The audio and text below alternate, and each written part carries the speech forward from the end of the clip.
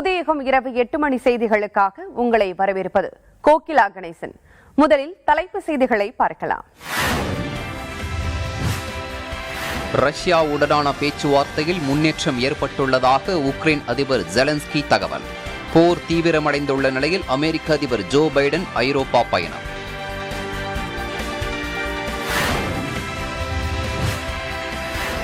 இலங்கையில் கடும் பிரச்சினைகளை சந்திக்கும் வெளிநாட்டு சுற்றுலா பயணிகள். அந்நிய செலவாணியை ஈட்டித் தரும் தேயிலை ஏற்றுமதியிலும் பாதிப்பு.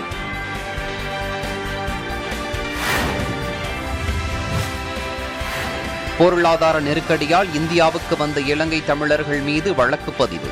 நீதிமன்றத்தில் ஆஜர்படுத்தப்பட்டவர்களை புழல் சிறையில் அடைக்க உத்தரவு.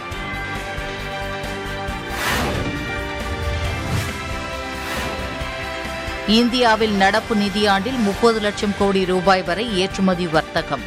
சுயசார்பு இந்தியாவின் பயணத்தில் ஒரு மைல்கல் என பிரதமர் மோடி பெருமிதம்.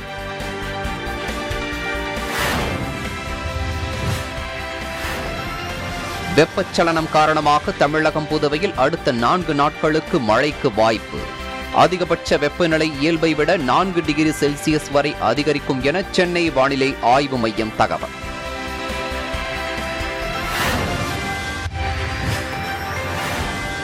கொரோனா கட்டுப்பாடுகளை வரும் 31ஆம் தேதிக்குள் முடிவுக்கு கொண்டு வருவதாக மத்திய அரசு அறிவிப்பு.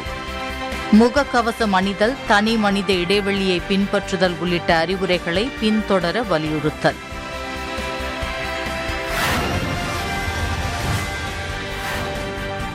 இலங்கை கடற்படையால் கைது செய்யப்பட்ட நாகை, காரைக்கால் மீனவர்கள் 22 பேர் விடுதலை. இலங்கை ஊர்காவல் நீதிமன்றம் உத்தரவு.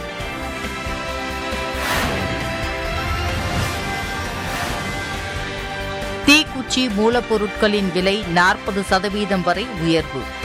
தீப்பெட்டி பண்டல்களின் விலையை உயர்த்தி நஷ்டத்தை தவிர்க்க உற்பத்தியாளர்கள் முடிவு.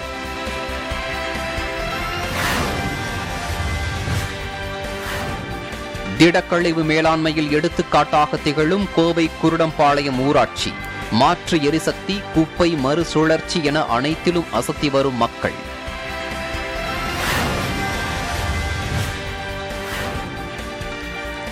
கேரள மாநிலம் பாலப்பள்ளி ரப்பர் தோப்பில் 2 நாட்களாக சுற்றித் திரியும் காட்டு யானைகள். வனப்பகுதிக்குள் விரட்ட வனத்துறையினர் தீவிர முயற்சி.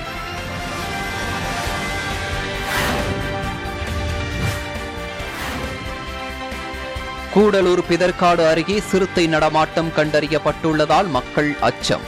ஒலிபெருக்கி மூலம் வனத்துறையினர் எச்சரிக்கை.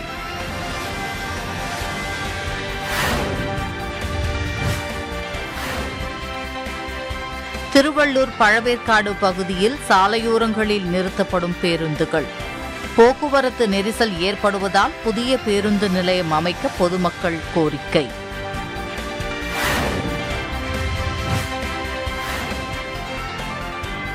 சேலம் பெரியார் பல்கலைக்கழகத்தில் நடைபெற்ற பருவநிலை மாற்றம் தொடர்பான கருத்தரங்கம். இயற்கை பேரிடர்களை எதிர்கொள்வது குறித்து ஆலோசனை.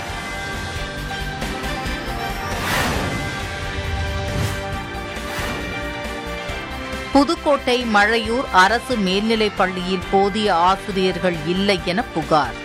குறிப்பிட்ட பாடங்களுக்கு ஆசிரியர்களை நியமிக்க கோரி மாவட்ட ஆட்சியரிடம் மனு.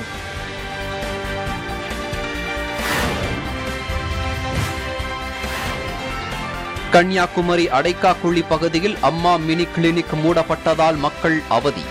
மருத்துவ தேவைகளுக்கு கேரளாவை நாடிச் செல்லும் அவலநிலை ஏற்பட்டுள்ளதாக குற்றச்சாட்டு.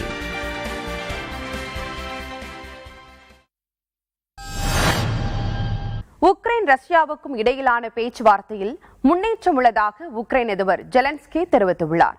இந்நிலையில் ஐரோப்பா சென்றுள்ள அமெரிக்க அதிபர் நேட்டோ தலைவர்களுடனும் ஐரோப்பிய நாடுகளுடனும் உக்ரைன் விவகாரம் குறித்து பேசுகிறார். ரஷ்யா அணு ஆயுதங்களை பயன்படுத்தலாம் என வெளியாகியுள்ள தகவல்களுக்கு பதில் அளித்துள்ள மாஸ்கோ, தங்கள் நாட்டின் பாதுகாப்புக்கு அச்சுறுத்தல் ஏற்பட்டால் மட்டுமே அணு ஆயுதங்கள் பயன்படுத்தப்படும் என தெரிவித்துள்ளது. இவை உள்ளிட்ட ரஷ்யா உக்ரைன் விவகாரம் குறித்த செய்திகளை பார்க்கலாம். உக்ரைன் ரஷ்யாவுக்கு இடையிலான போர் 28ஆம் நாளை எட்டியுள்ள நிலையில் இருதரப்பு பேச்சுவார்த்தையிலும் முன்னேற்றம் ஏற்பட்டுள்ளதாக உக்ரைன் அதிபர் செலன்ஸ்கி தெரிவித்துள்ளார். இந்நிலையில் உக்ரைன் மீது வான்வெளி தரைவழி தாக்குதல் மட்டுமின்றி கடல் வழியாகவும் ரஷ்யா கடுமையான தாக்குதல் நடத்தி வருகிறது.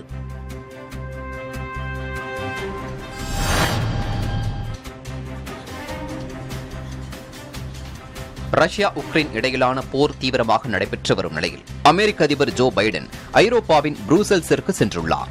நாட்டோ தலைவர்களுடனும் ஐரோப்பிய நாடுகளுடனும் உக்ரைன் விவகாரம் குறித்து நாளை நடக்கவுள்ள ஆலோசனைக் கூட்டத்தில் பேசுவார் எனவும் ரஷ்யா மீது கூடுதல் தடைகளையும் அறிவிப்பார் என்றும் வெள்ளை மாளிகை தெரிவித்துள்ளது.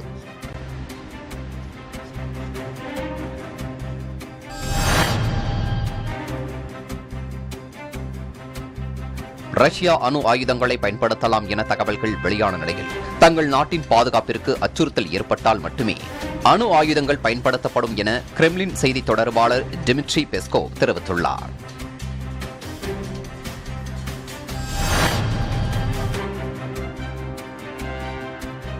வரும் 2025ஆம் ஆண்டிற்குள் புதுப்பிக்கத்தக்க எரிசக்தி ஆதாரங்களில் இருந்து உருவாக்கப்படும் பசுமை ஹைட்ரஜனை ஆண்டுக்கு 2 லட்சம் டன் வரை உற்பத்தி செய்யும் இலக்கை சீனா எடுத்துள்ளது. மேலும் ஹைட்ரஜன் எரிபொருள் வாகனங்களை உருவாக்குவதையும் சீனா இலக்காக கொண்டுள்ளது.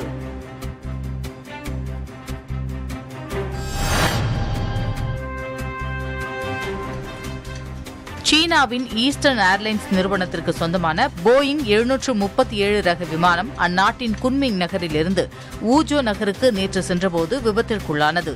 இதுகுறித்து நடைபெற்று வந்த விசாரணை தற்காலிகமாக நிறுத்தப்பட்டுள்ளதாக அந்நாடு அறிவித்துள்ளது.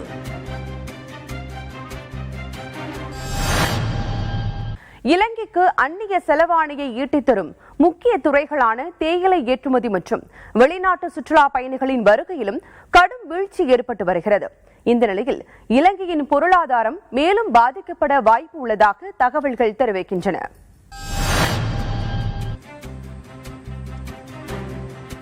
இலங்கைக்கு அந்நிய செலவாணியை ஈட்டித்தரும் முக்கிய துறைகளான தேயிலை ஏற்றுமதி மற்றும் வெளிநாட்டு சுற்றுலா பயணிகளின் வருகையிலும் கடும் வீழ்ச்சி ஏற்பட்டு வருகிறது.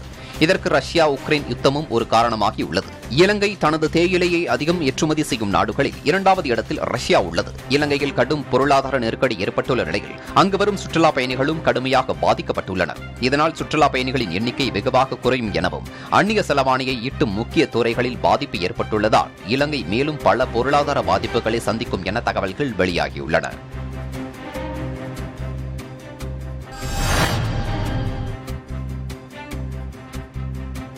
இலங்கையில் தற்போது நிலவும் பொருளாதார நெருக்கடி குறித்த ஆலோசனைக் கூட்டம் அந்நாட்டு ஜனாதிபதி கோட்டபய ராஜபக்சே தலைமையில் நடைபெற்றது. ஐக்கிய தேசிய கட்சி, ஸ்ரீலங்கா சுதந்திர கட்சி, ஸ்ரீலங்கா பொதுஜன பெரமுன, மக்கள் ஐக்கிய முன்னணி, தமிழ் தேசிய கூட்டமைப்பு உள்ளிட்ட கட்சிகள் கூட்டத்தில் பங்கேற்றன.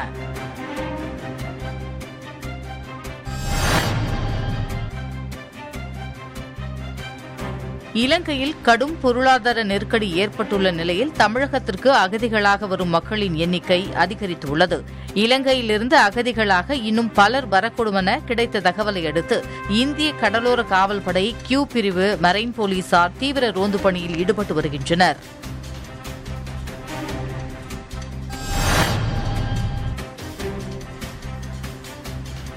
இலங்கையில் பொருளாதார நெருக்கடி அதிகரித்துள்ளதால் தமிழகத்திற்கு அகதிகளாக வருவோர் எண்ணிக்கை அதிகரித்துள்ளது.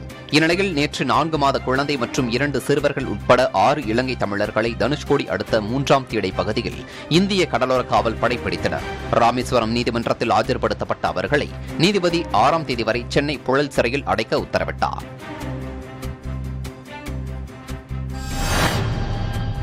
வர்த்தகத்தில் இந்தியா வரலாற்று சாதனை படைத்துள்ளதாக பிரதமர் மோடி பெருமிதம் தெரிவித்துள்ளார். என்ன அந்த சாதனை?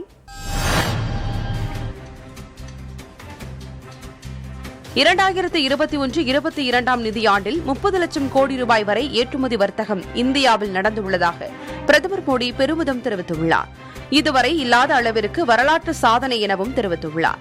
இந்த சாதனைக்கு பெரும் பங்கு வகித்துள்ள சிறு குறு தொழில் நிறுவனங்கள், உற்பத்தியாளர்களுக்கு அவர் நன்றி தெரிவித்துக் கொண்டார். இது சுயசார்பு இந்தியாவின் பயணத்திற்கு ஒரு மைல்கல் என தெரிவித்துள்ளார்.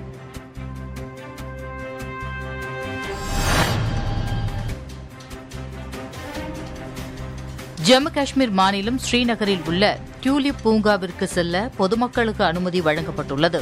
இதுகுறித்து ட்விட்டரில் தெரிவித்துள்ள பிரதமர் மோடி, நடைபெற்று வரும் டியூலிப் திருவிழாவில் பொதுமக்கள் பங்கேற்க வேண்டும் என கேட்டுக் கொண்டுள்ளார்.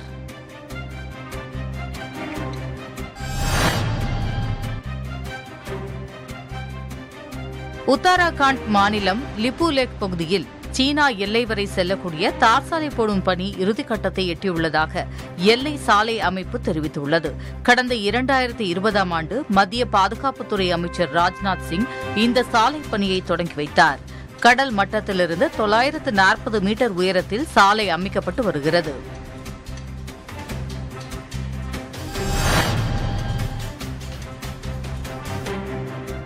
கடந்த மார்ச் 9ஆம் தேதி இந்தியாவிலிருந்து எதிர்பாராத விதமாக பிரம்மோஸ் சூப்பர்சோனிக் ஏவுகணை பாகிஸ்தானில் விழுந்த விவகாரம் தொடர்பாக இந்திய விமானப்படை விரிவான விசாரணைக்கு உத்தரவிடப்பட்டுள்ளது.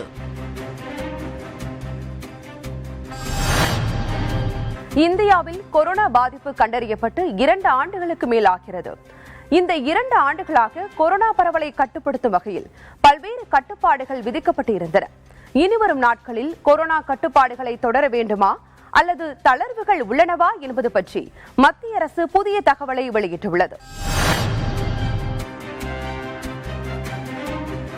அனைத்து வகையான கொரோனா கட்டுப்பாடுகளை வரும் 31ஆம் தேதிக்குள் முடிவுக்கு கொண்டுவர மத்திய அரசு முடிவு செய்துள்ளது. நாடு முழுவதும் கொரோனா தாக்கம் குறைந்து வருவதால் இந்த முடிவு எடுக்கப்பட்டுள்ளதாக குறிப்பிட்டுள்ளது. கை கழுவுதல், முகக்கவசம் அணிதல் உள்ளிட்ட கட்டுப்பாடுகள் தொடர்ந்து அமலில் இருக்கும் எனவும் குறிப்பிடப்பட்டுள்ளது.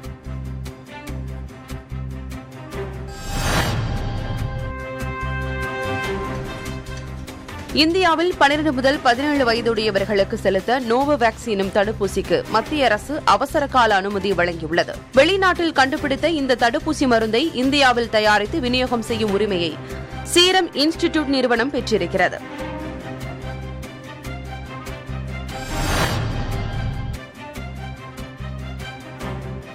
மிகவும் மாசடைந்த உலகின் தலைநகரங்களின் பட்டியலில் தொடர்ந்து 4வது ஆண்டாக டெல்லி முதலிடத்தில் நீடிக்கிறது. காற்று மாசு தொடர்பான அமைப்பு ஒன்று நடத்திய ஆய்வில் காற்று மாசு மிகுந்த 50 நகரங்களில் 35 நகரங்கள் இந்தியாவில் உள்ளன. டெல்லி, நொய்டா, லக்னோ, கான்பூர் உட்பட முக்கிய நகரங்கள் இப்பட்டியலில் இடம்பெற்றுள்ளன.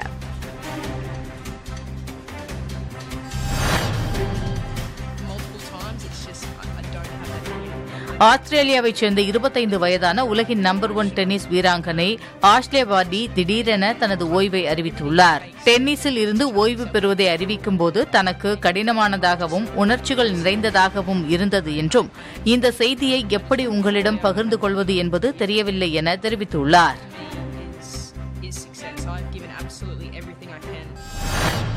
உலகெங்கும் உயர்ந்து வரும் மக்கள் தொகையால் பல்வேறு சவால்களை அரசாங்கங்கள் சந்தித்து வருகின்றன. அதில் குறிப்பிட்டு சொல்ல வேண்டுமென்றால் தினம் தினம் குவியும் டன் கணக்கிலான கழிவுகளை என்ன செய்வது என்று தெரியாமல் வளர்ந்த நாடுகள் கூட திண்டாடி வருகின்றன. ஆனால் இது மிக சுலபம் என்று பெருமிதத்துடன் கூறுகின்றனர் கோவை குருடம்பாளையம் ஊராட்சியினர்.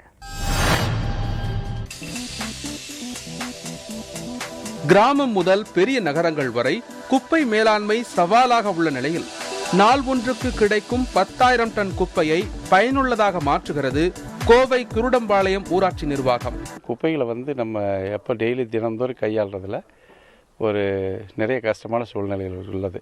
ஆகவே அதை மாடுகளுக்கும் ஆடுகளுக்கும் தீவனங்களாக கொடுத்தும் மேலும் வரக்கூடிய உரங்களை மண்புழு உரமாக்கி அதில் விற்பனை செய்கிறோம். மேலும் இவர்களுக்கு வேலை கொடுப்பவர்களுக்கு நாங்கள் வேலை கொடுக்குற அந்த ஸ்கேவஞ்சர்ஸ்க்கு பப்ளிக் கான்ட்ரிபியூஷன் அவங்க வீட்டுக்கு மாதந்தோறும் 50 ரூபாய் கொடுப்பார்கள். அதுபோக மீதமுள்ள தொகையை இதில் விற்பனை செய்யக்கூடிய ட்ரை வேஸ்ட்டு, மக்கக்கூடிய குப்பைகளை இதை உரத்துகளில் விற்கக்கூடியதை வச்சு அவங்களுக்கு சம்பளமாக கொடுத்துட்ருக்குறோம். கழிவுகளை தரம் பிரித்து மொத்தமுள்ள 230 பொருட்களில் 215 பொருட்கள் மறுசுழற்சி செய்யப்படுகின்றன. மறுசுழற்சி செய்ய முடியாத பொருட்கள் அரைக்கப்பட்டு பிளாஸ்டிக் சாலை அமைக்க விற்பனைக்கு கொடுக்கப்படுகின்றன. வர வேஸ்ட்டை வந்து பார்த்திங்கன்னா ஓரளவுக்கு கெட்டு போகாமல் இருக்கிற வேஸ்ட்டெல்லாம் பார்த்திங்கன்னா நம்ம அனிமல் ஃபீடுக்கு வந்துட்டு கொடுத்துருவோம்.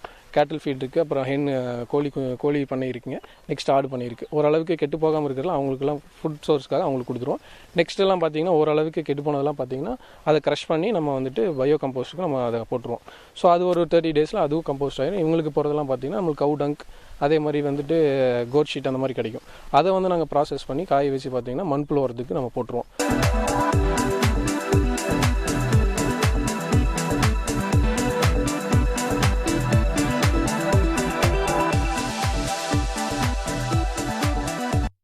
வீட்டுக்கு வீடு பைப் கனெக்ஷன் கொடுத்துட்டாங்க. எல்லாம் வீட்டிலேருந்து எல்லாம் தண்ணி ஃபில்டர் ஆகி வெறும் சுத்தமான தண்ணி தான் ட்ரைனேஜில் போகுதுங்க. நேராக போய் அது போய் ஃபில்ட்ரேஷன் பாயிண்டில் ஃபில்டர் ஆகி நிலத்தக்கடியில் போய்க்குதுங்க. இது பார்த்து எங்களுக்கு கொசுக்கடி கிடையாதுங்க, எந்த தொந்தரவும் இல்லை. நிலத்தடி நீருக்கு நல்ல ஒரு பயனுள்ளதாக இது இருக்குங்க. இந்த மாதிரி சிஸ்டம் எல்லாம் மக்கள் இது தான் நல்லா விரும்புகிறாங்க. நிறைய இடத்துல இந்த மாதிரியும் பண்ணிகிட்ருக்குறாங்க இந்த ப்ராஜெக்ட் பூரா. குருடம்பாளையம் ஊராட்சியில் எந்த வீதியிலும் திறந்த வெளி கழிவு நீரோடையை பார்க்க முடியாது. அனைத்து வீடுகளுக்கும் கழிவுநீர் குழாய் இணைப்பு வழங்கப்பட்டு கழிவுநீர் சுத்திகரிக்கப்படுகிறது. பின்னர் அது நிலத்தடி நீராக சேமிக்கப்படுகிறது. மக்கள் 3 பிரித்து கொடுப்பாங்க, அதுதான் மெயின் சோர்ஸே. அதுலேருந்து நம்ம க்ரீன் ஒர்க்கர்ஸ் 7 பிரிப்பாங்க. அந்த 7 பிரிஞ்சு தான் மக்காத குப்பையை 4 டைப்பாகவும் மக்கும் குப்பையும் சானிடரி வேஸ்ட்டாக 3 நமக்கு வந்து சேருங்க.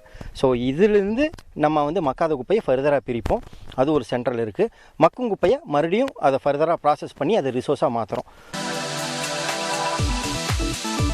குப்பை மேலாண்மையில் சிறப்பாக செயல்பட்டு மத்திய அரசின் விருது பெற்ற குருடம்பாளையம் ஊராட்சி மற்ற நகராட்சிகள் ஊராட்சிகளுக்கு முன்னுதாரணமாக திகழ்கிறது என்றால் அது மிகையல்ல. புதியுகம் செய்திகளுக்காக செய்தியாளர் குழு.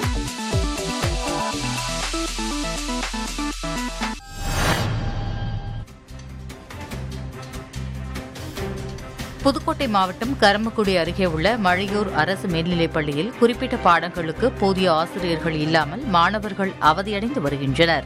மேல்நிலைப் பள்ளியில் 12ஆம் வகுப்பில் கணினி அறிவியல், கணக்கு, புவியியல், வணிகவியல், தணிக்கையியல் உள்ளிட்ட பாடங்களை எடுக்க ஆசிரியர்கள் இல்லை என மாணவர்கள் கவலை தெரிவித்துள்ளனர்.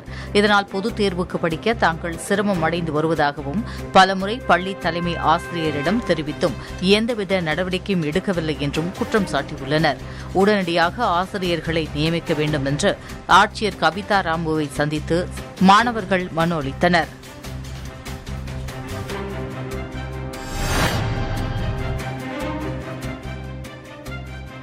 கேரள மாநிலம் சபரிமலையில் மண்டல மற்றும் மகர விளக்கு பூஜை காலம் நிறைவடைந்துள்ளதால் கோவில் நடை அடைக்கப்பட்டது. தொடர்ந்து ஐயப்பனுக்கு அணிவிக்கப்பட்ட திருவாபரணங்கள் பந்தளம் புறப்பட்டன. இதையடுத்து கோவில் சாவி பந்தள அரசு குடும்ப பிரதிநிதிகளிடம் ஒப்படைக்கப்பட்டது.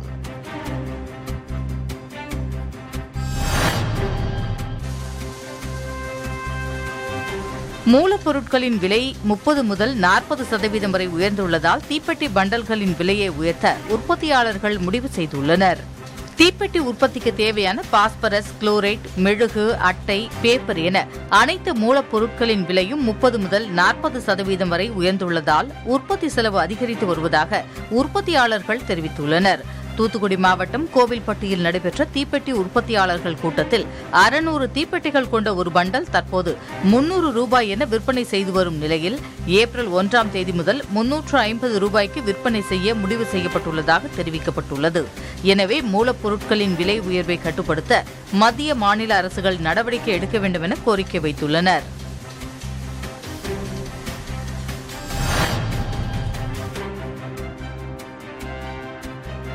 கரீப் பருவத்திற்கு தேவையான 44,000 மெட்ரிக் டன் யூரியா ஓமன் நாட்டிலிருந்து கப்பல் மூலம் காரைக்கால் துறைமுகம் வந்து சேர்ந்துள்ளது. நாடு முழுவதும் அடுத்த பருவத்திற்கு விவசாயிகளுக்கு உரத்தேவை ஏற்பட்டுள்ளதால் முன்னேற்பாடாக அண்டை நாடுகளில் இருந்து உரம் இறக்குமதி செய்யப்பட்டு வருகிறது.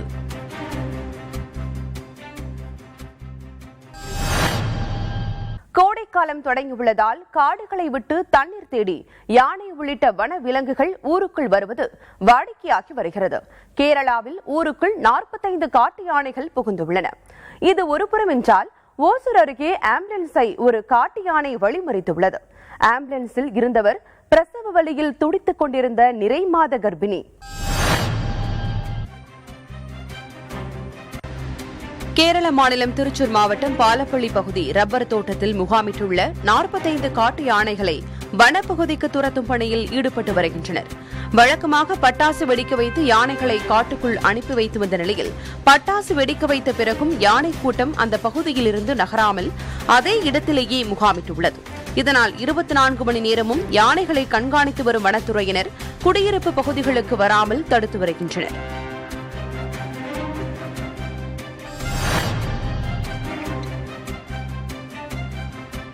ஓசூர் அருகே பிரசவத்திற்காக சென்ற ஆம்புலன்ஸை காட்டு யானைகள் வழிமறித்து நின்றதால் ஆம்புலன்ஸ்லேயே பிரசவம் நடந்துள்ளது. கிருஷ்ணகிரி மாவட்டம் ஓசூர் அருகே போல்கோ கொள்ளை மலை கிராமத்தைச் சேர்ந்தவர் பசவராஜ். இவர் தனது மனைவி பசவராணியை பிரசவத்திற்காக ஆம்புலன்ஸ் மூலம் மருத்துவமனைக்கு அழைத்து சென்றுள்ளார். அப்போது ஐயூர் வனத்துறை சோதனை சாவடி அருகே 12 காட்டு யானைகள் ஆம்புலன்ஸ் செல்ல வழியில்லாமல் மறித்தபடி நின்றுள்ளன. சுமார் 40 நிமிடங்களுக்கு பிறகு யானைகள் சென்ற நிலையில் பசவராணிக்கு ஆம்புலன்ஸ்லேயே குழந்தை பிறந்துள்ளது.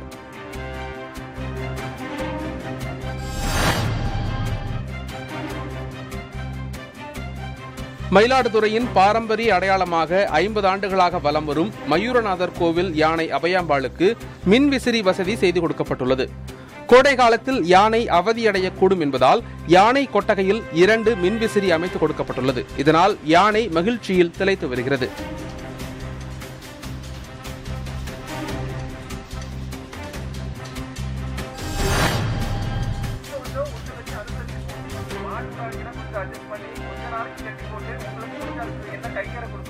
பிதற்காடு அருகே சிறுத்தை நடமாட்டம் கண்டறியப்பட்டுள்ள நிலையில் பொதுமக்களுக்கு ஒலிபெருக்கி மூலம் எச்சரிக்கை விடுக்கப்பட்டது.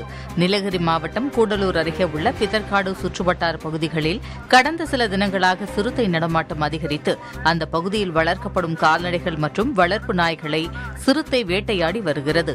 இதன் காரணமாக அந்த பகுதி மக்கள் அச்சத்தில் உள்ளனர். இந்நிலையில் பொதுமக்கள் மற்றும் தேயிலை தோட்ட தொழிலாளர்கள் இரவு நேரங்களிலும் அதிகாலை நேரங்களிலும் பாதுகாப்பாக நடமாட வேண்டுமென வனத்துறையினர் ஒலிபெருக்கி மூலம் எச்சரித்தனர்.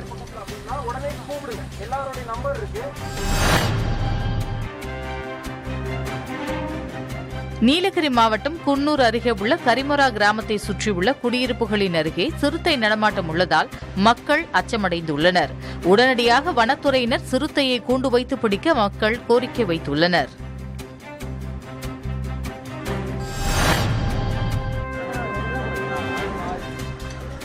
நெல்லை மாவட்டம் கூடப்பனை கிராமத்தில் பொரிப்பகத்தில் ஆமை முட்டைகள் பாதுகாக்கப்பட்டு வந்த நிலையில் 60 ஆமை குஞ்சுகள் பொரிக்கப்பட்டு வனத்துறையினரால் கடலில் விடப்பட்டது.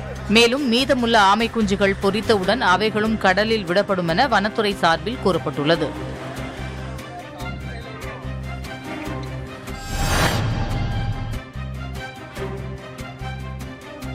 சென்னையில் மழைக்காலம் தொடங்கும் முன்பு மழைநீர் வடிகால் அமைக்கும் பணி நிறைவு பெறும் என்று ஆணையர் ககன்தீப் சிங் பேடி தெரிவித்திருக்கிறார். சென்னை மாநகராட்சியில் மழை வெள்ளத்தால் பாதிக்கப்பட்ட பகுதிகளில் மேற்கொள்ளப்பட்டு வரும் சீரமைப்பு பணிகளை முதலமைச்சர் ஸ்டாலின் நேரில் ஆய்வு மேற்கொண்டார். பின்னர் பணிகளை விரைந்து முடிக்க அதிகாரிகளுக்கு உத்தரவிட்டார். ஆய்வின் போது சென்னை மாநகராட்சி ஆணையர் ககன்தீப் சிங் பேடி, சென்னை மாநகராட்சி மேயர் பிரியா உள்ளிட்ட பலர் உடனிருந்தனர்.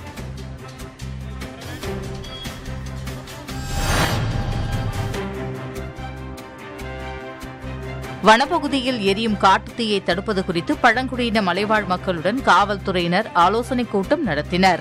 தேனி மாவட்டம் போடி அருகே உள்ள மேற்கு தொடர்ச்சி மலைப்பகுதிகளான குரங்கணி, போடிமெட்டு, வடக்குமலை, மரக்காமலை உள்ளிட்ட பகுதிகளில் கோடைக்காலம் தொடங்கியதை அடுத்து ஆலோசனைக் கூட்டம் நடைபெற்றது. சோழமண்டல கடற்கரையில் இருந்த சில இயற்கை துறைமுகங்களில் ஒன்றாக பழவேற்காடு திகழ்ந்தது. 1782 முதல் 1825 வரையிலான காலப்பகுதியில் டச்சு சோழ மண்டலத்தின் தலைமையகமாகவும் பழவேற்காடு இருந்துள்ளது. தற்போது முக்கிய சுற்றுலா தலமாக திகழும் பழவேற்காட்டில் அடிப்படை வசதிகளை ஏற்படுத்தி தர வேண்டும் என அப்பகுதி மக்கள் கோரிக்கை விடுத்துள்ளனர்.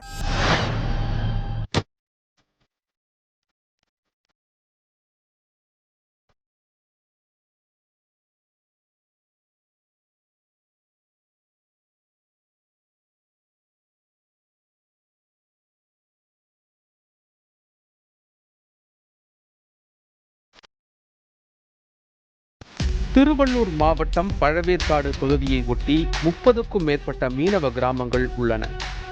மீன்பிடி தொழிலை மட்டுமே பிரதானமாக செய்து வரும் 40,000க்கும் மேற்பட்ட மக்கள் தொகை கொண்ட இந்த பகுதியில் இந்தியாவின் 2வது மிகப்பெரிய உப்பு நீர் ஏரி, டச்சு காலத்தை சேர்ந்த கல்லறை, கலங்கரை விளக்கம், பழவேற்காடு பறவைகள் சரணாலயம் ஆகியவைகள் உள்ளன. சுற்றுலா பயணிகள், மீன் வியாபாரிகள், பொதுமக்கள் என நாள்தோறும் ஆயிரக்கணக்கானோர் இந்த பகுதிக்கு வந்து செல்லும் நிலையில் பேருந்துகளை நிறுத்த போதிய இடவசதி இல்லாததால் போக்குவரத்து நெரிசல் ஏற்படுவதாக அப்பகுதி மக்கள் குற்றம் சாட்டுகின்றனர். பழவேற்காட்டில் 32 கிராமம் இருக்குது. ஆனால் ஒரே ஒரு பஸ் ஸ்டாண்டு தான். அதுவும் வந்து டிராஃபிக் எக்கச்சக்கமான டிராஃபிக் ஆகி போகுது. கொஞ்சம் எத்தனை பஸ்ஸில் கீழே விழுந்துறாங்க, வண்டி திருப்ப முடியாது, கீழே விழுந்துறாங்க. நாங்கள் ஏற்கனவே ஒரு மீட்டிங்கில் கூட சொன்னோம், எங்களுக்கு பஸ் ஸ்டாண்டு பண்ணி கொடுங்க, எங்களுக்கு பெரிய ஒரு பஸ் ஸ்டாண்டு வேணும். நாங்கள் மீன் பிடி தான் தொழில். எங்கள் ஆளுங்க மீன் வியாபாரத்துக்கு சென்னையிலேருந்து, மெட்ராஸ்லேருந்து, வானகரம் எங்கேருந்து வந்து வாங்கிட்டு போகிறாங்க. அவங்க வாங்கிட்டு போகிறதுக்கும் வசதி இல்லை. குறைந்த அளவிலான பேருந்துகளே இப்பகுதிகளில் இயக்கப்படுவதால் பள்ளிக்கு செல்லும் மாணவர்கள் பாதிக்கப்படுவதாக புகார் தெரிவிக்கின்றனர். ஆட்சிகள் வந்து போகுது, ஆனால் பேருந்து நிலையங்களுக்கு இல்லாமல் இருக்குது. ஒரு பஸ் ஸ்டாண்டு ஏற்படுத்தி கொடுத்தா நல்லாயிருக்கும். காலை நேரத்திலலாம் வந்து பார்த்திங்கன்னா பஸ்ஸே வரமாட்டேங்குது. ஏன்னு கேட்டாக்கா பள்ளிக்கூடத்துக்கு போகிற ஸ்டூடெண்ட்டு, அப்புறம் வேலைக்கு போகிறவங்க நிறைய கஷ்டப்படுறாங்க. இப்போது பஸ்ஸெல்லாம் நிற்க வைக்க முடியாமல் அளவுக்கு வந்து ரோட்டில் நிற்க வைக்கிறாங்க. அதனால் டிராஃபிக் ஜாம்லாம் நிறைய ஆகுது. சுற்றுலா தலமான பழவேற்காடு பகுதியில் புதிய பேருந்து நிலையம் அமைப்பதுடன் அடிப்படை வசதிகளை மேம்படுத்தி தர வேண்டும் என அப்பகுதி மக்கள் கோரிக்கை வைக்கின்றனர். புதியுகம் செய்திகளுக்காக செய்தியாளர் குழு.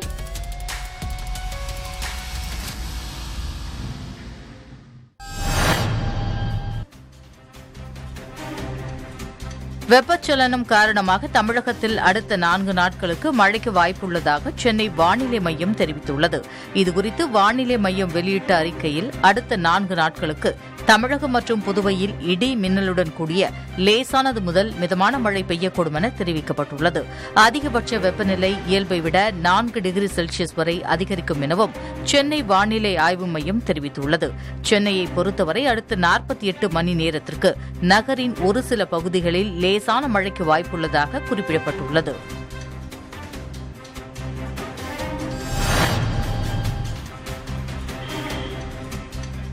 ராமநாதபுரம் மாவட்டம் உச்சிப்புள்ளி அருகே உள்ள INS பருந்து தளத்தில் முற்றிலும் இந்தியாவில் தயாரிக்கப்பட்ட மேம்பட்ட 2 இலகு ரக MK3 ரக ஹெலிகாப்டர்கள் அறிமுகப்படுத்தப்பட்டன.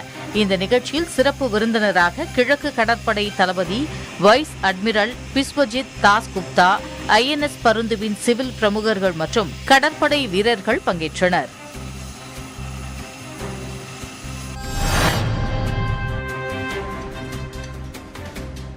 ஒவ்வொரு கல்லூரியிலும் திருநங்கையருக்கு இளங்கலை பட்டப்படிப்பில் ஒரு இலவச சீட் வழங்கப்படும் என சென்னை பல்கலைக்கழக துணைவேந்தர் கௌரி அறிவித்துள்ளார். சென்னை பல்கலைக்கழகத்திற்கு உட்பட்ட சென்னை, காஞ்சிபுரம், திருவள்ளூர் ஆகிய 3 மாவட்டங்களில் இருக்கக்கூடிய 131 கல்லூரிகளிலும் தலா 1 இடங்கள் திருநங்கைகளுக்கு ஒதுக்கப்படும் என்றும் இந்த நடைமுறை வரும் கல்வியாண்டிலிருந்து அமலுக்கு வரும் என தெரிவிக்கப்பட்டுள்ளது.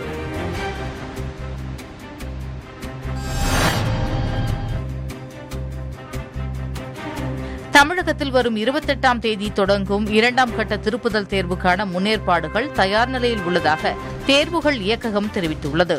மேலும் வினாத்தாள் கசிவு ஏற்படாத வகையில் ஏற்பாடு செய்யப்பட்டுள்ளதாகவும் 2 வகையான வினாத்தாள்களை தயார் செய்ய உள்ளதாகவும் தெரிவிக்கப்பட்டுள்ளது.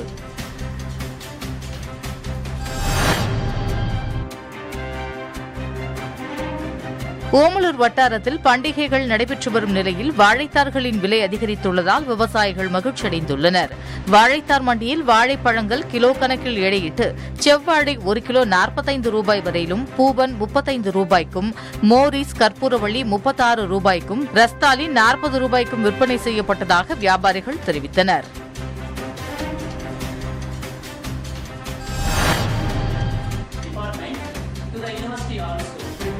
சேலம் பெரியார் பல்கலைக்கழக புவி அமைப்பியல் துறை சார்பில் பருவநிலை மாற்றம் தொடர்பான தேசிய அளவிலான 2 நாள் கருத்தரங்கம் நடைபெற்றது. இந்த கருத்தரங்கில் எதிர்காலத்தில் ஏற்படும் பேரிடர்களை எதிர்கொள்வது, புவி வெப்பமயமாதலை குறைப்பது ஆகியவை குறித்து ஆலோசிக்கப்பட்டது.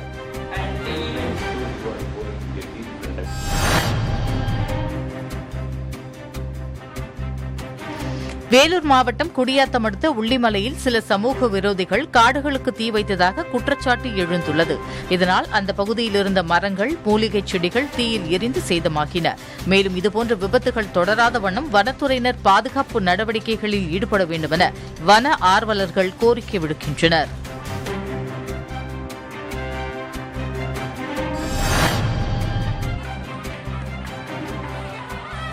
விருத்தகிரீஸ்வரர் ஆலயத்தில் குடமுழுக்கு விழா நிறைவு நாளில் ஆயிரக்கணக்கான பக்தர்கள் பங்கேற்று சுவாமி தரிசனம் செய்தனர்.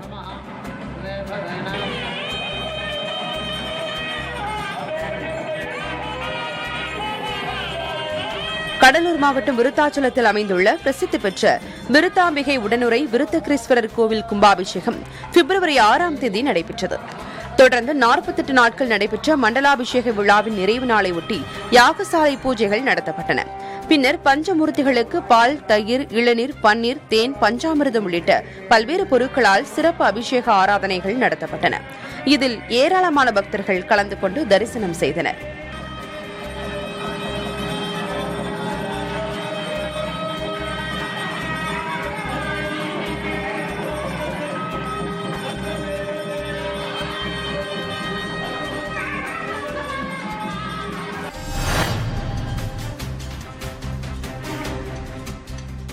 புதுக்கோட்டை மாவட்டம் ஆலங்குடி அருகே வம்பன் வீரமாகாளி அம்மன் கோவிலில் நல்ல மழை பெய்து விவசாயம் செழிக்கவும் நோய் நொடியின்றி மக்கள் நலமுடன் வாழவும் 18 பட்டி கிராம மக்கள் முளைப்பாரி எடுத்து அம்மனை வழிபட்டனர்.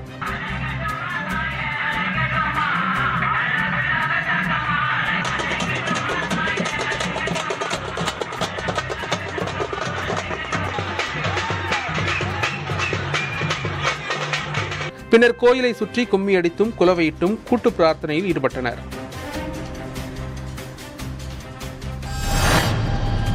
மூட நம்பிக்கையால் மண்ணுளி பாம்பை பதுக்கி வைத்திருந்த அரசு ஊழியர், குடியிருப்பு பகுதிக்குள் சுற்றித் திரிந்த மஞ்சள் சாறை, மூளைச்சாவு அடைந்தவரின் உடல் உறுப்புகள் தானம் உள்ளிட்ட செய்திகளை தற்போது காணலாம்.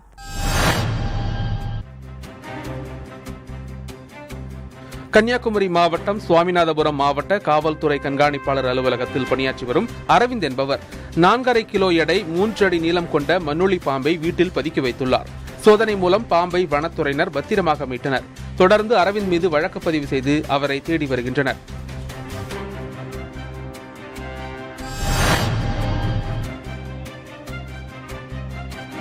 தேனி மாவட்டம் போடி புதுக்காலனி பகுதியில் சுமார் 8 அடி நீளமுள்ள மஞ்சள் சாரை பாம்பு ஒன்று சுற்றித் திரிந்துள்ளது. தகவல் அறிந்த தீயணைப்புத் துறையினர் பாம்பை லாவகமாக பிடித்து வனத்துறையினரிடம் பாதுகாப்பாக ஒப்படைத்தனர்.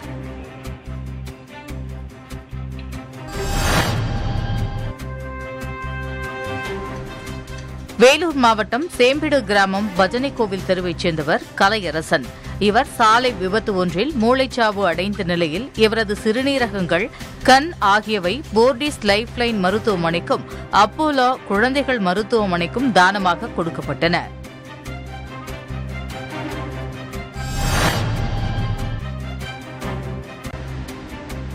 கன்னியாகுமரி மாவட்டம் அடைக்காக்குழி பகுதியில் செயல்பட்டு வந்த அம்மா மினி கிளினிக் மூடப்பட்டதால் இந்த பகுதி மக்கள் மருத்துவம் பார்க்க கேரளாவுக்கு செல்கின்றனர். அடைக்காக்குழி மினி கிளினிக்கில் அடைக்காக்குழி, நடைக்காவு, குளப்புரம் உள்ளிட்ட ஊராட்சிகளைச் சேர்ந்த மக்கள் இலவச மருத்துவம் பார்த்து சென்றனர். தற்போது மினி கிளினிக் மூடப்பட்டிருப்பதால் மக்கள் மருத்துவம் பார்க்க கேரள மாநிலம் பாரசாலை, காரக்கோணம் உள்ளிட்ட பகுதிகளுக்கு செல்லும் நிலை ஏற்பட்டுள்ளது.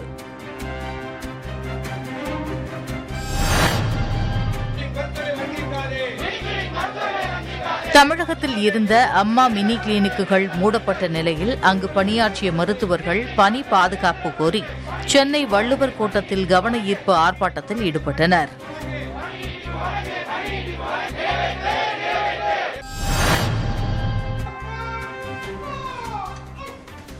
மதுரை மாநகர புதிய காவல் ஆணையராக செந்தில்குமார் பதவியேற்றுக் கொண்டார். தமிழகத்தில் கடந்த வாரம் IPS அதிகாரிகளை இடமாற்றம் செய்து தமிழக அரசு உத்தரவிட்ட நிலையில் மதுரை காவல் ஆணையராக இருந்த பிரேம் ஆனந்த் சின்ஹா வடக்கு மண்டல IGயாக மாற்றம் செய்யப்பட்டார். தொடர்ந்து மதுரை காவல் ஆணையர் அலுவலகத்தில் டி. செந்தில்குமார் இன்று முறைப்படி பதவியேற்றுக் கொண்டு தனது பதவிகளை தொடங்கினார்.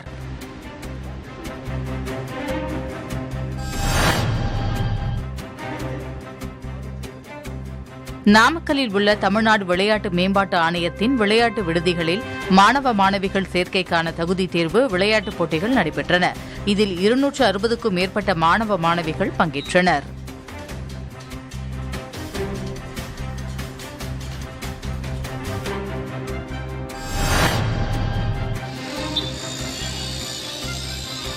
நாமக்கல், திருச்செங்கோடு, ஈரோடு வரையிலான 4 வழிச்சாலை பணிகள் நடைபெற்று வருகிறது. இதில் ஒரு பிரிவான பள்ளிப்பாளையம் ஆலாம்பாளையத்தில் இருந்து பள்ளிப்பாளையம் காவிரி RS பிரிவு ரோடு வரையிலான 3 கிலோமீட்டர் வரை சாலையில் மேம்பாலம் அமைப்பதற்கான பணிகள் தொடங்கியுள்ளதால் வாகன போக்குவரத்தில் மாற்றம் செய்யப்பட்டுள்ளது.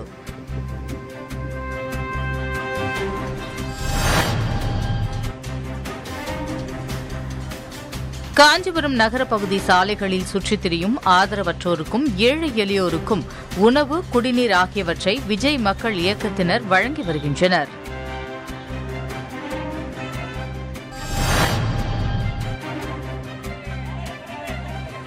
அரியலூர் மாவட்டத்தில் செந்துறை, உடையார்பாளையம், ஆண்டிமடம் ஆகிய பகுதிகளில் முந்திரி பழச்சாறு கம்பெனி அமைக்க வேண்டும் எனவும் இந்த கோரிக்கையை முதலமைச்சர் 110 விதியின் கீழ் அறிவிக்க வேண்டும் எனவும் விவசாயிகள் சங்கத்தினர் ஆர்ப்பாட்டத்தில் ஈடுபட்டனர். பின்னர் இதுகுறித்து மாவட்ட ஆட்சியரிடமும் மனு அளித்துள்ளனர்.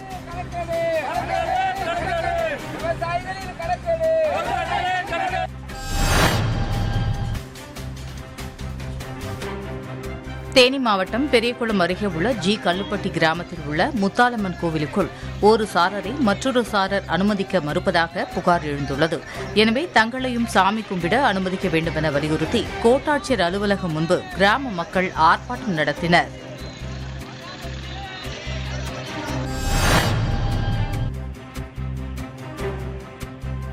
காஞ்சிபுரம் மாவட்டத்தில் களப்பணியாளர்களின் பணி சுமையை குறைத்து பணியை முறைப்படுத்த கோரியும் நில அளவர் முதல் கூடுதல் இயக்குநர் வரை உள்ள காலி பணியிடங்களை உடனடியாக நிரப்பிடக் கோரியும் 16 அம்ச கோரிக்கைகளை வலியுறுத்தி தமிழக நில அளவை அலுவலர்கள் போராட்டம் நடத்தினர்.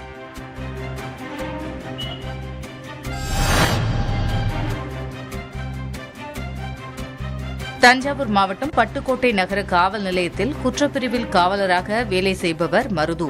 இவர் வீடு தீப்பற்றி எரிந்தது. நேற்று நள்ளிரவு திடீரென வீடு தீப்பற்றி எரிவதைக் கண்ட அக்கம் பக்கத்தினர் தீயை அணைக்க முற்பட்டனர். இருந்தும் தீ முற்றிலுமாக பரவியது. இது தொடர்பாக போலீசார் விசாரணை மேற்கொண்டு வருகின்றனர்.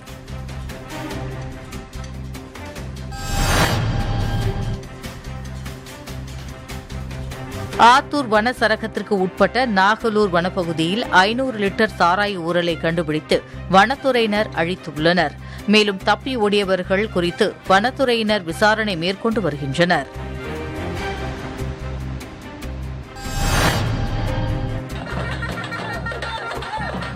ராமநாதபுரம் மாவட்டம் கமுதி முத்துமாரியம்மன் பங்குனி பொங்கல் விழாவை முன்னிட்டு பக்தர்கள் உடல் முழுவதும் சகதி பூசி நடனமாடி நேர்த்திக்கடன் செலுத்தினர். முத்துமாரியம்மன் கோவிலின் முக்கிய திருவிழாவான பங்குனி பொங்கல் திருவிழா கடந்த 9ஆம் தேதி கொடியேற்றத்துடன் தொடங்கியது.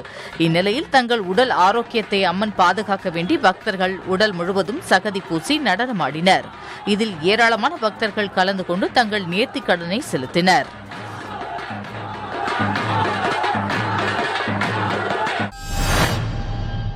இத்துடன் இந்த செய்தி தொகுப்பு நிறைவடைகிறது. புதிய யுகத்தின் அடுத்த செய்தி தொகுப்பு நாளை காலை 8 மணிக்கு. வணக்கம்.